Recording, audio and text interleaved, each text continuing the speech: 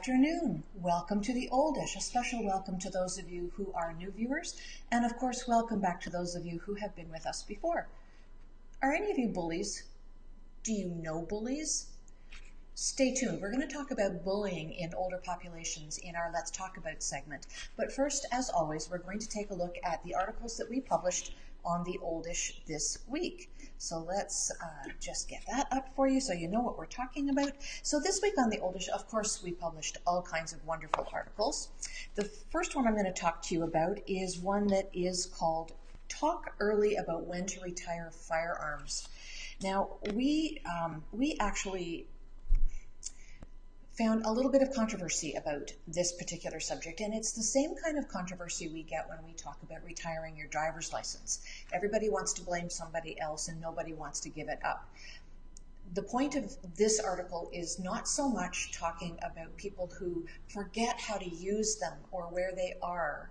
It's that when people have Alzheimer's or a dementia of some kind, their ability to properly assess a situation is what puts them at risk. They're not really able to assess what's going on around them. And of course, any police officers who respond don't know that this person may have dementia of some kind. And a lot of tragedies have taken place because people just weren't using proper judgment because they weren't able to. So that article is there for you when you're ready to read it. How many hours of work most benefits the aging brain? You're going to be surprised at this. I know I was. Up until 40, it's all good. After 40, not so good. A closer look at the benefits of Tai Chi. Now, this is something I keep meaning to take up. There are lots of Tai Chi programs available on YouTube, so it's free. Also, many communities have Tai Chi programs that they offer, and it is something that is just proving over time to have more and more benefits for older adults. Food as medicine movement gaining wider acceptance. You know, this is part of the back to basics theory, stop using processed foods, that they're taking a look in lots of studies at the kinds of foods that can be used to bolster the immune system and to also counter the effects of some diseases, but some treatments. And as a big, for instance, I'll talk to you about cancer and the radiation therapies and chemotherapy treatments that are used to combat cancer. They can often have a very poor effect on diet. People feel nauseous, they don't want to eat, and if they don't keep their strength up and nutrition in their body, they're not as able to help their bodies combat what they're facing as they might otherwise be. So people are looking at the ability to use certain foods as medicinal properties. The World Health Organization calls for a worldwide ban of trans fats. Now in the US, they're already banned, and in many other countries, Canada included, there has been a significant decrease in the use of trans fats. But take a look at that, because there are many places, if you're traveling, there are many places where trans fats are widely used, and they may not be as healthy for you as you would want them to be, and you don't want to get sick. So take a look at that. Our top 7 articles this week. I used to do 5, but you know, there's so much reading going on, and with over 1,200 articles on theoldish.com, there's just so much material there for people to read. But again, we're back in the #1 spot with chicken shots for knee pains. A lot of you must have knee pain out there. Our article about Talk Early regarding firearms is in the #2 spot. The FDA approves new treatment for age spots. Friends with benefits after 50. You're looking. That's good. Stages of Alzheimer's disease. Love, sex, and older age. I guess that goes along with friends with benefits.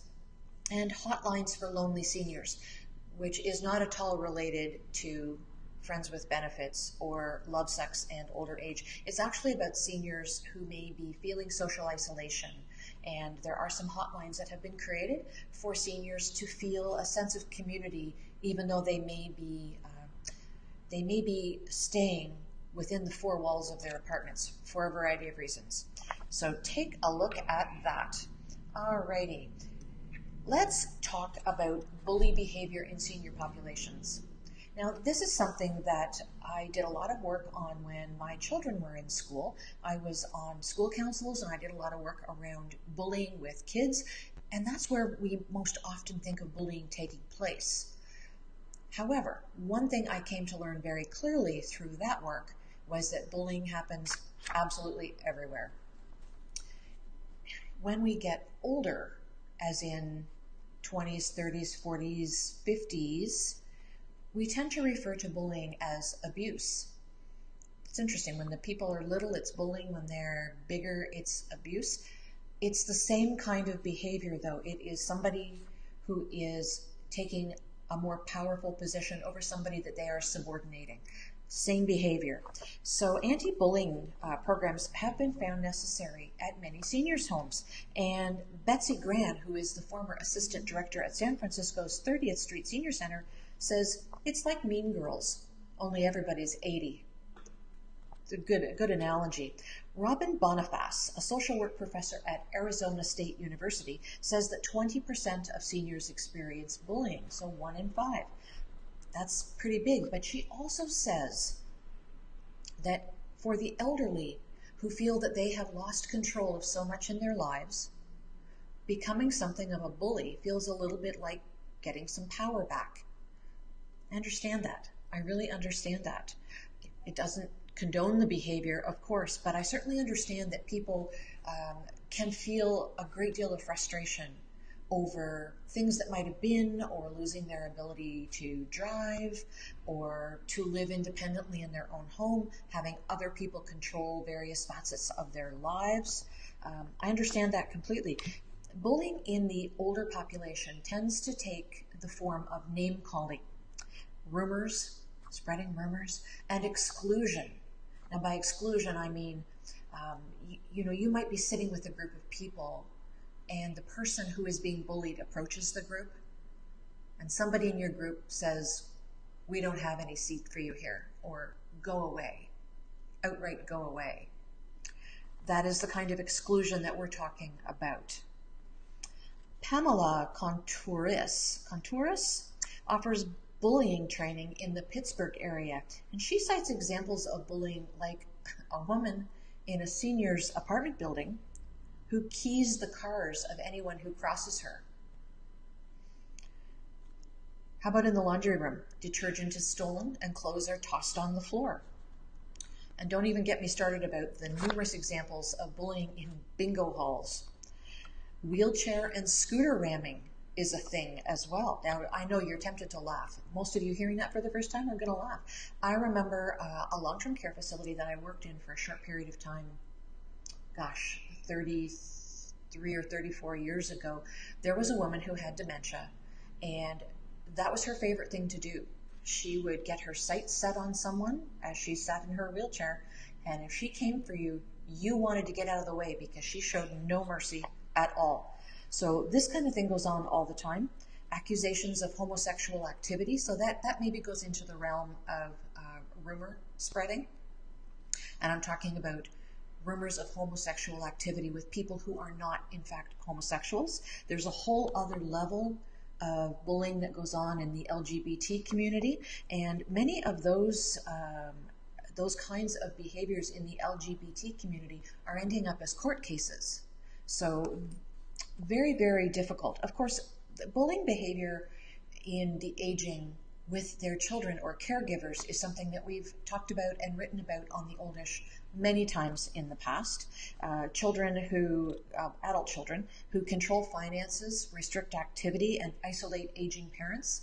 It's more common than you would like to think. The end of June, we have Constable Jamie coming to us to talk about scams that are perpetrated particularly on seniors, and a lot of these scams involve bully behavior as well. So maybe we'll see if Constable Jamie can talk to us a bit about bullying behavior. Aging seniors often feel invisible in their communities, and this is a result of bully behavior as well. They're ignored, they're talked down to by sales clerks, they're talked to in loud Minnie Mouse voices by those who wish to subordinate them. "Hey Stella, how are you doing today?" That's not how you talk to an aging senior. Her name is not Stella, it's probably Mrs. Jones. but the assumption is made that you can address her by the first name, thereby taking her from somebody who should be respected to somebody who is not respected enough to call her by the name she prefers. So you always have to be careful about stuff like that. And there are actually senior facilities who talk to their staffs regularly about how to address the residents who live there. So, to address them in a derogatory manner or in a funky little voice is bully behavior. As always with bully behavior, if you see it, if you hear it, speak up. If you don't speak up, guess what? You are part of the problem. I'd rather that we were all part of the solution.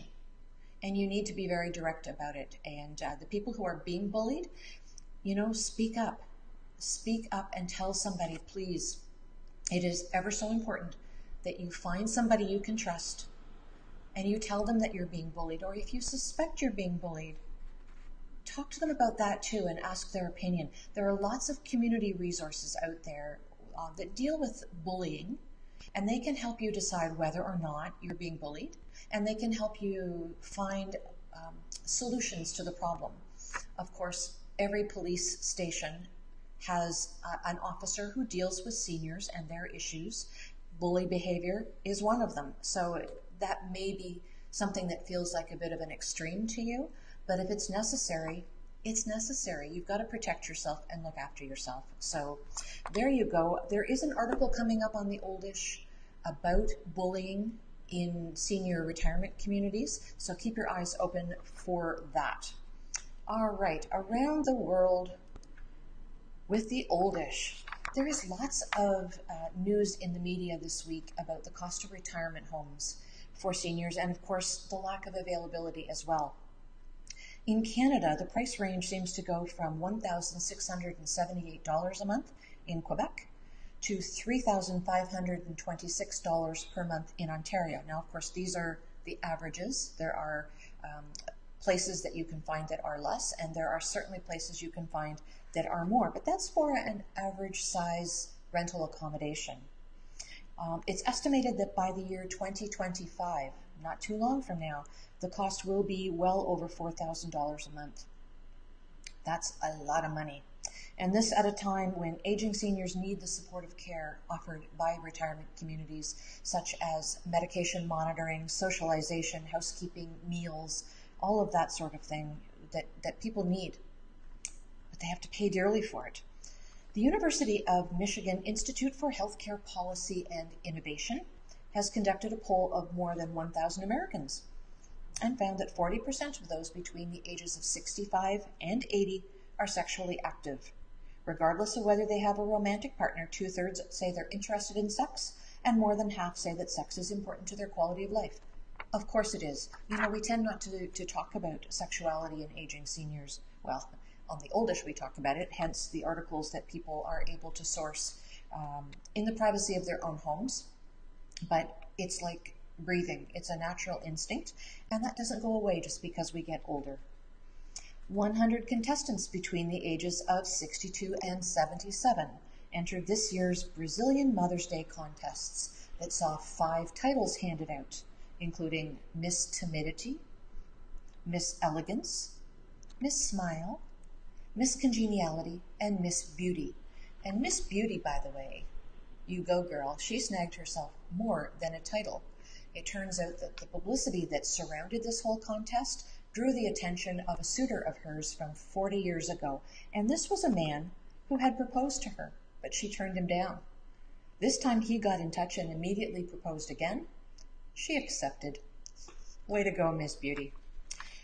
This time of year is pilot season on the television networks. And this year, along with some returning favorites and some new shows, we're going to give you the list that we have to this point. There's a new one called Guess Who Died? This is a fictional Palm Springs retirement community, and the storyline follows a retired music executive who tries to stay active. It stars Hector Elizondo, Holland Taylor, and Christopher Lloyd. And this show comes from the mind of legendary producer and writer Norman Lear. So I'm expecting this is going to be a good one. Last Man Standing, which is the Tim Allen comedy, it was canceled by ABC, but picked up by Fox. So you can just switch the station you watch it on and you will find Last Man Standing. Roseanne is back for another season. It's their second season, or the 11th if you watched their original show run in 1988. She's a controversial woman, as she always has been, but now she's dealing with controversies that are more in line with our culture of today. It's an interesting show. I watch it and I really love it. Guess who else is coming back? Murphy Brown. Candace Bergen is coming back, and she is still in the newsroom, but now she has to deal with social media, fake news, cable news, and of course, a radically different political environment.